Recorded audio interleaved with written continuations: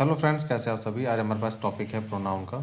आज से हम जो है प्रोनाउन स्टार्ट करेंगे। हमारी प्रोनाउन की पहली क्लास है। और प्रोनाउन किसे कहते हैं मैं आपको जो है हिंदी इंग्लिश दोनों में बता देता हूँ।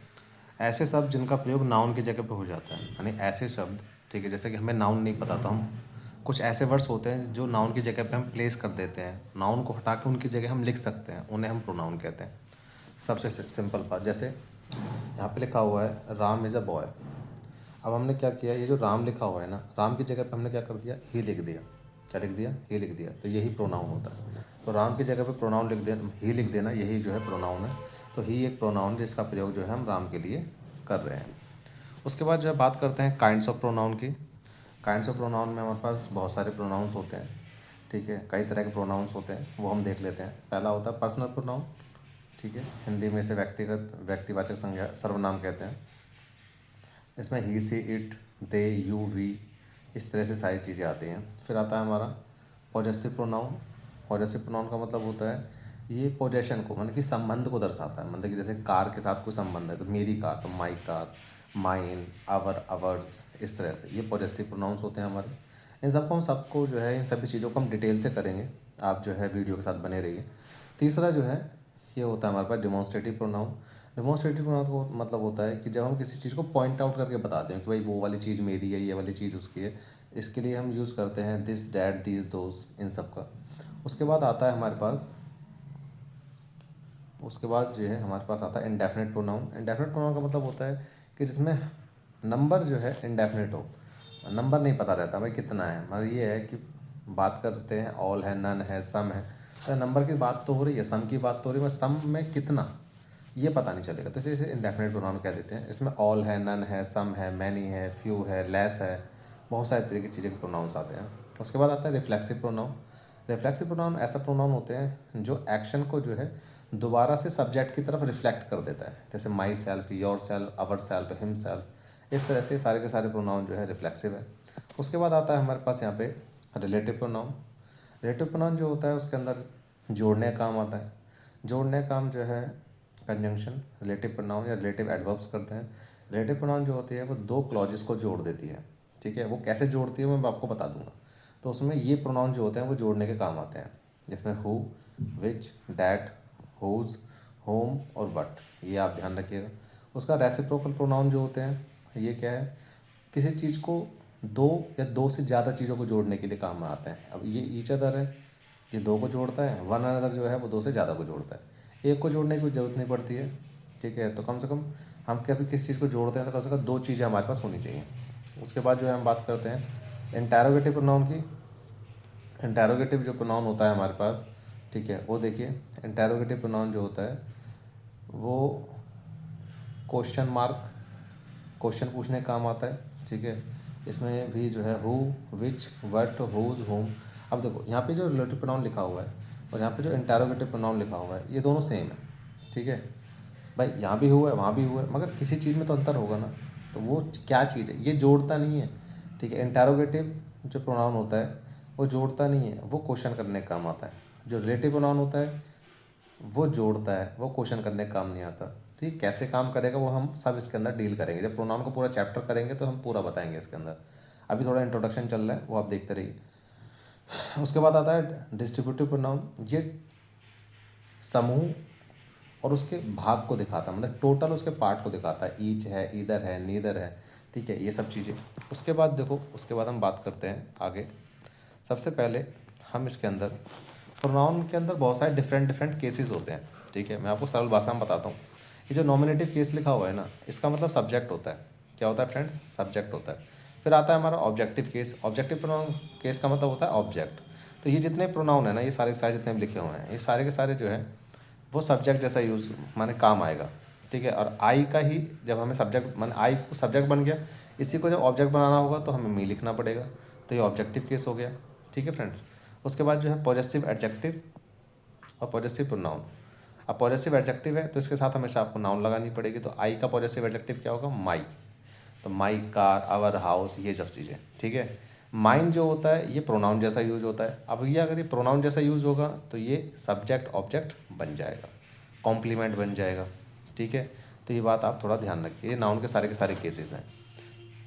उसके बाद हम बात करते हैं uses of noun. Uses of noun की बात करते हैं कि भाई नाउन का हम कैसे कैसे यूज़ करें, प्रोनाउन का हम कैसे कैसे यूज़ करें, सॉरी। ठीक है, तो सबसे पहला इसके अंदर आता है पर्सनल प्रोनाउन। पर्सनल प्रोनाउन का मतलब होता है कि जहाँ पे हैं हम समान तौर पर सब्जेक्टिव नॉमिनेटिव केस का प्रयोग होता है। सब्जेक्टिव नॉमिनेटिव केस का मतलब होता है सब्जेक्ट। ठीक है, तो ये सब्जेक्ट है। सब्जेक्टिव का मतलब होता है सब्जेक्ट। ठीक है, सब्जेक्टिव नॉमिनेटिव का मतलब हो गया सब्जेक्ट। नॉमिनेटिव केस का मतलब सब्जेक्टिव होता है, ये आप ध्यान रखिएगा हमेशा। जबकि ऑब्जेक्टिव केस का मतलब ऑब्जेक्ट होता है।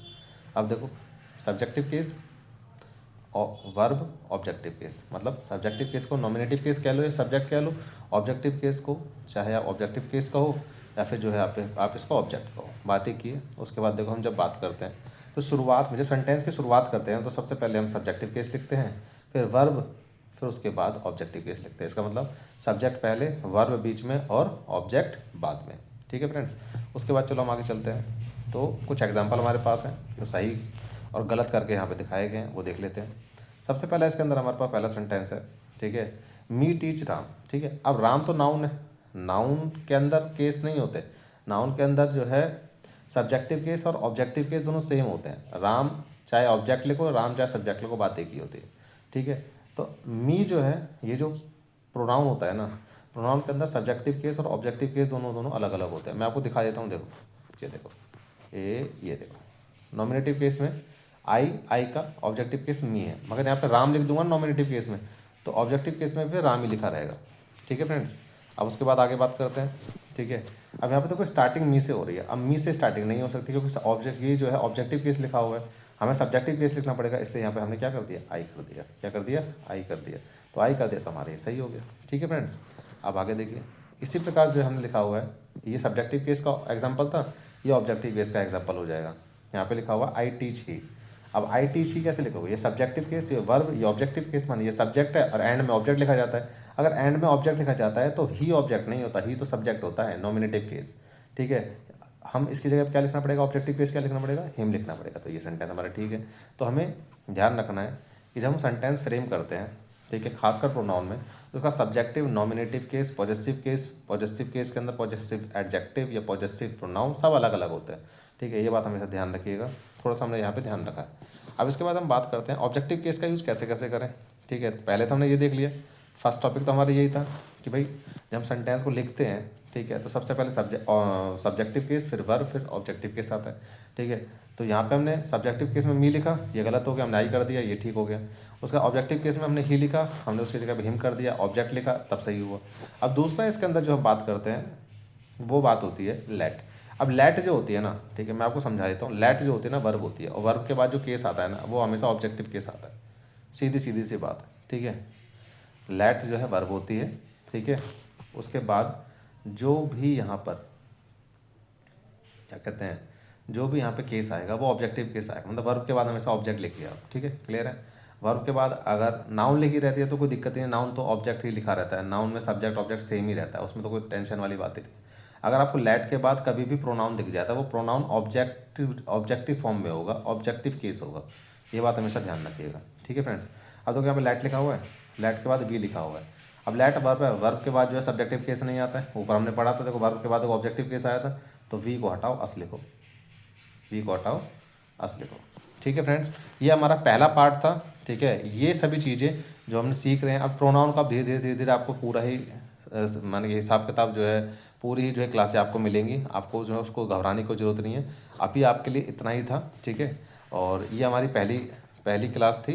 इस पहली क्लास के अंदर हमने आपको थोड़ा सा जो इंट्रो दिया है प्रोनाउन का, और थोड़ी सी चीज़ें बताई हैं आपको कि भाई किस तरह से जो है चीज़ें होती हैं, वो थोड़ा सा बताया है। ठीक है फ्रेंड्स, और ये आपके हर एग्ज़ाम में काम आएगा। छोटे मोटे जितने भी एग्ज़ाम होते हैं वो सब सारी की सारी चीज़ें इससे जो सॉल्व हो जाएंगी। ठीक है, और प्रोनाउन का पूरा टॉपिक हम सारा का सारा ख़त्म करेंगे। तो धीरे धीरे हमारे हमारे साथ बने रहिए। और ये हमारी पहली क्लास थी, दूसरी क्लास लेके आएंगे, और दूसरी, तीसरी, चौथी। ठीक है, तो ये सारी क्लासें मिलेंगी आपको प्रोनाउन की। ये पहली क्लास थी, दूसरी क्लास भी देखिएगा। ठीक है, दूसरी क्लास जो है जल्दी आने वाली है हमारी। ठीक है फ्रेंड्स, और ऐसे ही बने रहिए, चैनल को सब्सक्राइब कीजिए, पसंद आए तो कमेंट कीजिए, और कोई भी अगर दिक्कत हो तो बताइए हमें। ठीक है फ्रेंड्स, थैंक यू।